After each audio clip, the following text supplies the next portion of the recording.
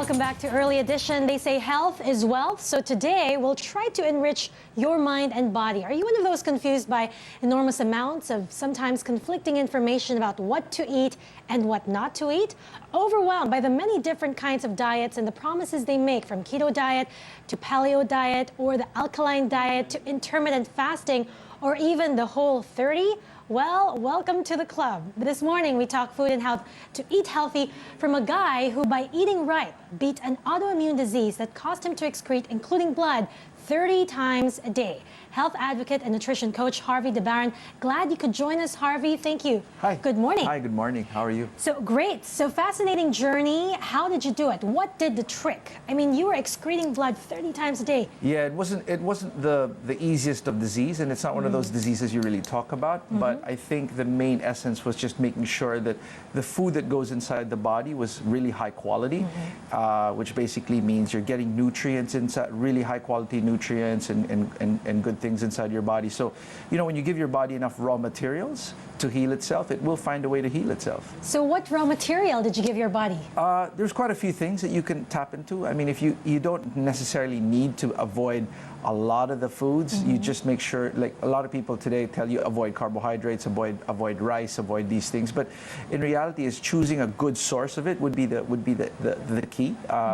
Definitely vegetables, fruits. If you can get really good quality meats, those things are really good for your body as well. So right now the statistics are alarming. You've got 1 in 10 Filipinos diabetic. Is that true? That's very true. 1 in every 4 is hypertensive. Yes. And 1 in every 3 has high cholesterol. Yes, that's right. So, I mean, disease is, you know, if you walk around the street or talk to your friends, you know, you probably hear a lot of people today saying that they've got either this illness or that illness or even this illness. You know, in our practice, we often see acidity as a 90% thing. So 9 out of 10 people that come to the center, the Baron Method Center, they actually experience some type of acid reflux or acidity. And a lot of people just live with it without realizing that acidity is actually the start of disease. You know, your body does not like acidity because it causes inflammation, which lowers the immune system, which leads to either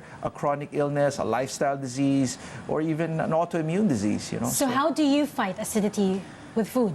Oh, we need to give it a really good quality. You need to give the body really good quality of not just alkaline ingredients, but food that really helps you heal. A lot of people think that if you eat eggs, it might cause high cholesterol. But if you're getting good sources of eggs, actually, it will help heal the body as well. So it's not necessarily about choosing just eating vegetables and nothing else. It's about really getting a really great balance of healthy, high quality, nutritious ingredients. So that is the principle, the concept of Baron Method. Yes, we believe in the transformation of health through the healing power of food. We're not a diet base. We don't like necessarily calorie restrictions or just the focus of most people today, especially around this time of the year, of just dropping your weight and to look as slim or as skinny as you can be for summer. You know, our thrust is being healthy and being so strong. And so you can literally walk around without necessarily being being scared of disease or scared of just, you know, somebody coughing at you and you picking up a bug or a virus. We just want you to find your comfort zone and being strong and being really, really healthy. So give us the basics. What should we keep out of our pantry? Okay, in Baron Method, we believe in, first of all, the 6 worst ingredients in food that you should avoid. Number 1, okay, I gotta get the list down right. Okay, refined sugar. Okay.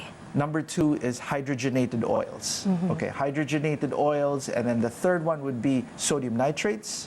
The fourth one would be artificial sweeteners.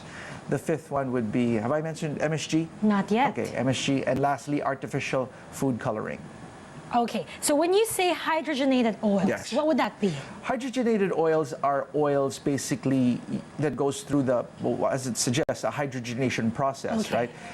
What that does is it basically extends the shelf life of anything that you use hydrogenated oils with. So that will basically stabilize the shelf life and the quality of the foods to a point that it can stay on the shelf for a long time.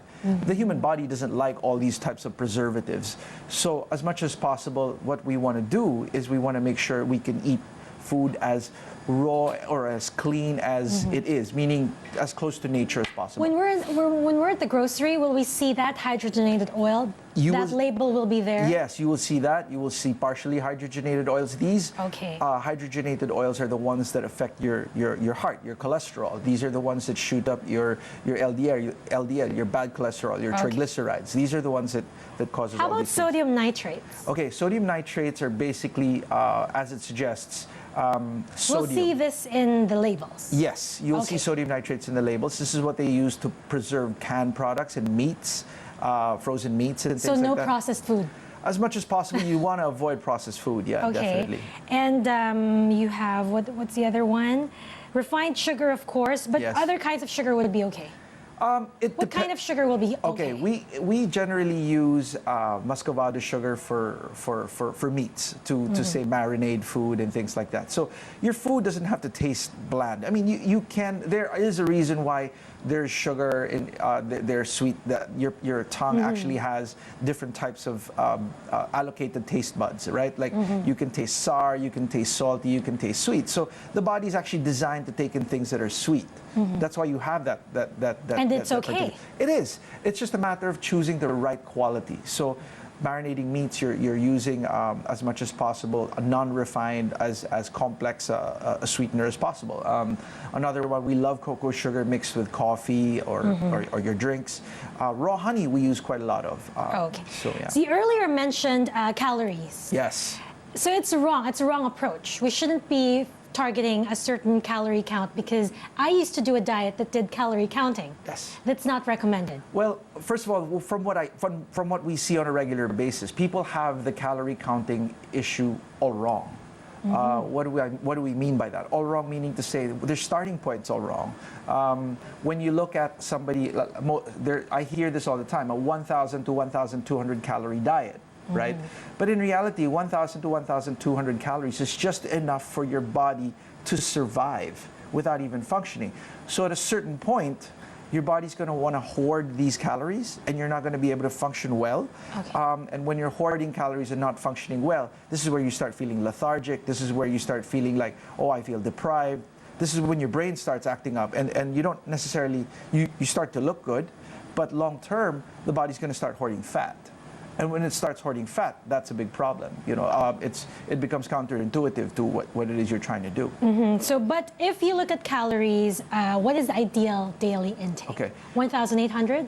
It depends on your activity. Every person and their level of activity and their lifestyle. So everyone's different. On average? On average, it's difficult because no one is average. We believe that every human being is special, is very individualistic.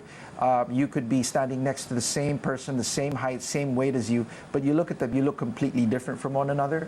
Body composition is a big deal. The other one would be lifestyle-wise. You wake up at 2 o'clock, 3 o'clock in the morning, maybe.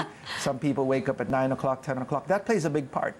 Really? Yeah, it's not. We cannot say that you follow a certain plan, and you'll yield the same result. It's never that way. You need to follow a plan that works individually for you. For your specific lifestyle. Definitely. So when people walk into the Baron Method Center, we tell you about our lifestyle. Would you be requiring us to take these special tests, blood tests like food allergen test, food intolerance test? Because I know of some friends who've taken these tests and they know, okay, maybe dairy's not for me. I'm not supposed to be taking milk. I'm supposed to be taking this. I'm not supposed to be eating that, but this. Yes, agreed. Would you require us to take that test? We normally do ask them to take blood tests, at least to get a benchmark of where they are.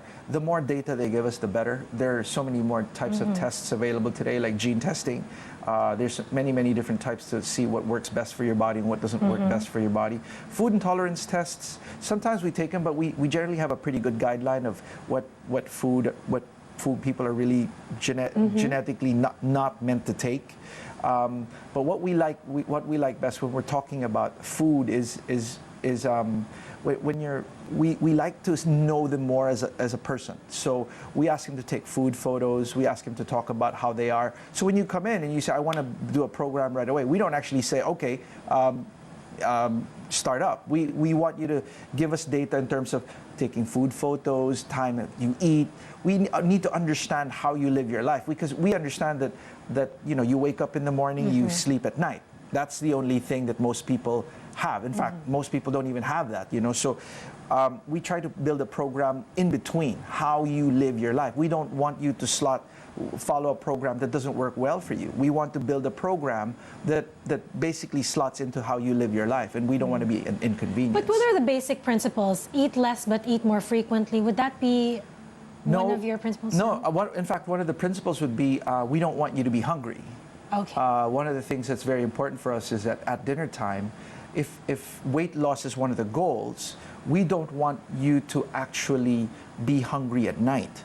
Craving. So you're allowed to eat at night? You're allowed to eat throughout the day, a good portion, and at night, as much as possible, we like to cut the portions down to a very, very, not low, but a very manageable portion. So that, I mean, if you look at the way a person is built, if they're trying to not eat throughout the day and they only eat at night, chances are they're craving lots and lots of food by about 4 o'clock, 5 o'clock in the afternoon, or right before they go to bed. And you're never going to be able to lose weight if you're just eating and then you're craving along the way. So for us to be able to help manage weight, for instance, the one thing that we do is we try to get the person to eat throughout the day, just so that craving thing doesn't kick in later on. So nutrition coaching, how big is this industry in the Philippines? And do you find that there are more Filipinos now who are demanding for this kind of service? Actually, nutrition, we feel, is at its infancy. We feel like we're pioneering a new field of health where people just don't want to have they don't like being sick. Well, maybe not. Being sick, we feel, is different from being healthy. I mean, people don't like being sick, but that doesn't mean that they're healthy. Our thrust is both not being sick and being healthy and strong. So we want to do a union of both. We feel that it's at its infancy, and we feel that we want to grow more. Patients-wise, I mean, you won't believe that I see people from the age of 4 to the age of till 94 is my oldest client. So it's really growing. People really want to beat disease. They want to be healthy. They want What are their some of families the to be worst cases that you've handled? Cancer. Would cancer be one of them? Yeah, stage 3, stage 4 cancer. And food is able to cure them. Food is able to help them with their treatment plans. Make them strong. Make them strong. Keep them strong throughout the treatment plans. Keep them strong throughout the process. So when they're battling the disease and taking in chemotherapy or radiation, it keeps their body strong. They can continue the treatment. Is this expensive? Is this an expensive thing to get into? The exercise of swapping ingredients or being healthy is probably, the cost-wise, it'll probably increase from about 20 to 50%.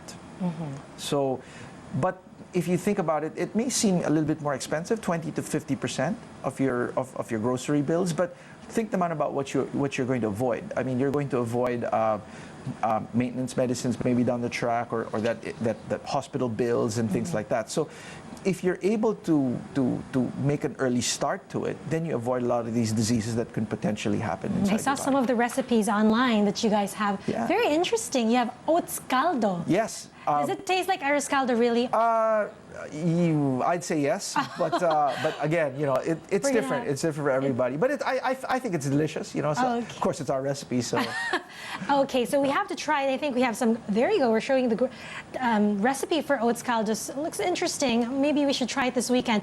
Thank you very much, Harvie, for joining us. Thank you. Very Thank inspiring. You very much. Thank you very much. We have to eat to be healthy. Yes, for sure. Okay. Thank you.